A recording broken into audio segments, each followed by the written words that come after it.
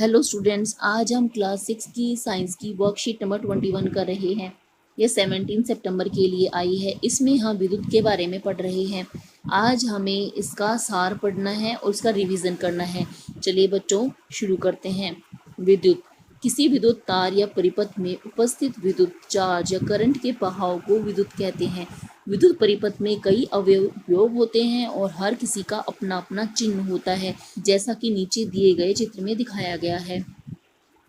जब तार में से विद्युत धारा बहती है, इसे ही हम विद्युत कहते हैं। विद्युत के बहाव के लिए हमें अलग अलग तरह के अवयव चाहिए होते हैं, जैसे तार, स्विच ऑन होना चाहिए, बल्ब, सेल, स्विच को हम ऑफ भी कर सकते हैं, बैटरी। इन्हें हम अलग अलग चिन्हों से प्रदर्शित करते हैं। तार के लिए हम एक सीधी लाइन दिखाते हैं। स्विच ऑन को इस तरह से दो बिंदुओं पर जुड़ा हुआ दिखा सकते हैं, या फिर इस तरह से बिंदु लगाकर दिखाया जाता है। यह बल्ब को प्रदर्शित करता है। यह एक सेल है। सेल का धनात्मक सिरा बड़े डंडे से और ऋणात्मक सिरा छोटी लाइन से दिखाया जाता है।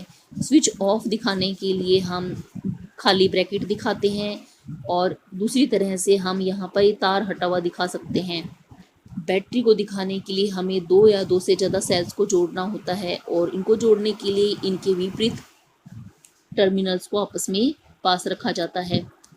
विद्युत सेल एक ऐसा यंत्र जो रासायनिक ऊर्जा को विद्युत ऊर्जा में परिवर्तित करता है। सभी विद्युत सेलों में दो सिरे होते हैं, जिनमें एक धनात्मक सिरा और दूसरा ऋणात्मक सिरा होता है। विद्युत सेल आपने बच्चों जरूर देखा होगा, इसके अंदर कुछ रसायन भरा होता है। जब इसे तार से किसी बल्ब या अन्य किसी अवयव के साथ जोड़ा जाता है, तो इसमें से विद्युत धारा प्रवाहित होती है। यह रसायन विद्युत ऊर्जा में बदल जाता है। बैटरी दो सेलों का जोड़, जिसके एक सिरे पर धनात्मक तथा ऋणात्मक दोनों चिन्ह होते हैं। सेल में अलग अलग सिरे पर धनात्मक ऋणात्मक चिन्ह होते हैं। बैटरी में बहुत सारे सेल इस प्रकार जोड़े जाते हैं कि इसके एक ही तरफ में धनात्मक और ऋणात्मक दोनों सिरे आ जाते हैं। बल्ब एक ऐसा यंत्र जो विद्युत ऊर्जा को प्रकाश ऊर्जा में बदलता है। बल्ब में जब विद्युत धारा प्रवाहित की जाती है, तो वह विद्युत धारा इसके तंतु को गर्म कर देती है, और जिसकी वजह से इसमें प्रकाश उत्पन्न होता है।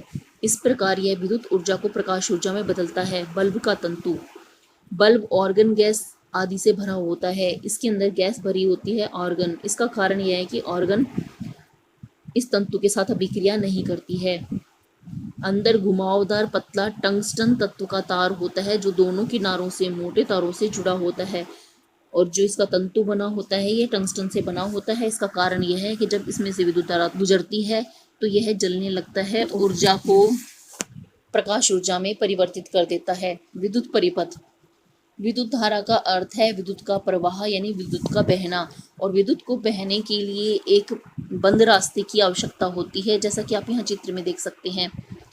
अगर इसके लिए कहीं से भी तार टूटा होगा, तो इसमें से विद्युत धारा प्रवाहित नहीं हो पाएगी। विद्युत धारा का तार में से प्रवाह सेल के धनात्मक सिरे से ऋणात्मक सिरे की ओर होता है, और इसमें जब प्रवाह होता है तो ये इसके सेल के या बैटरी के धनात्मक सिरे से शुरू होता है और ऋणात्मक सिरे तक पहुंचता है। विद्युत परिपथ दो टर्मिनलों के बीच विद्युत धारा के संपूर्ण पथ को दर्शाता है। यहाँ पर हम चित्र में देख सकते हैं कि सेल के दोनों टर्मिनल इससे जुड़े हुए हैं, और यहाँ पर किस प्रकार से विद्युत बह रही है, इसे दिखाने के लिए हम विद्युत परिपथ का सहारा लेते हैं। विद्युत स्विच ये एक ऐसी सरल युक्ति है जो विद्युत परिपथ को जोड़ सकती है या तोड़ सकती है। जब स्विच को हम ऑफ कर देते हैं, बंद कर देते हैं, तो इसमें से विद्युत धारा प्रवाहित नहीं होती है, और जब हम स्विच को ऑन कर देते हैं तो सर्किट पूरा हो जाता है, और इसमें से विद्युत धारा धनात्मक सिरे से ऋणात्मक सिरे तक प्रवाहित होने लगती है।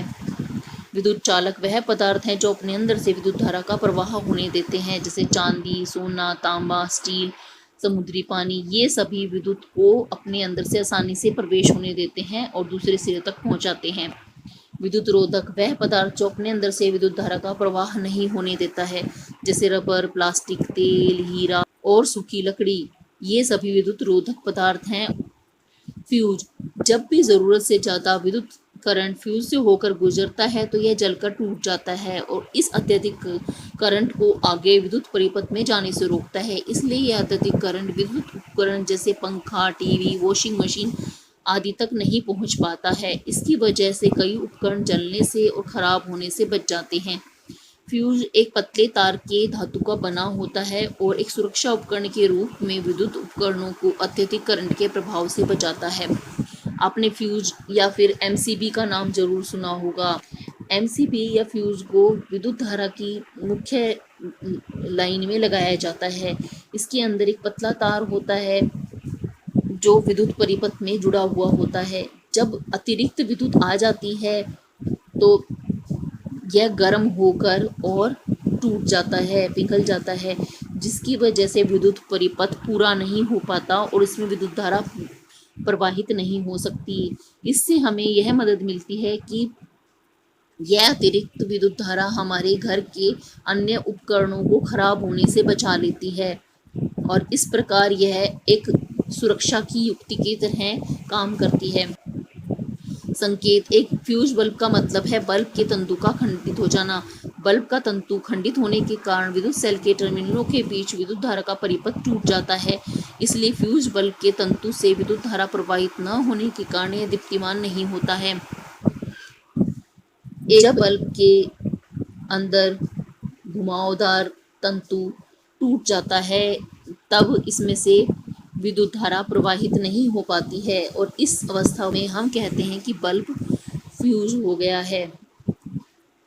आज की वर्कशीट में बच्चों में इतना ही करना है। जल्द ही नेक्स्ट वर्कशीट के सॉल्यूशन के साथ मिलेंगे।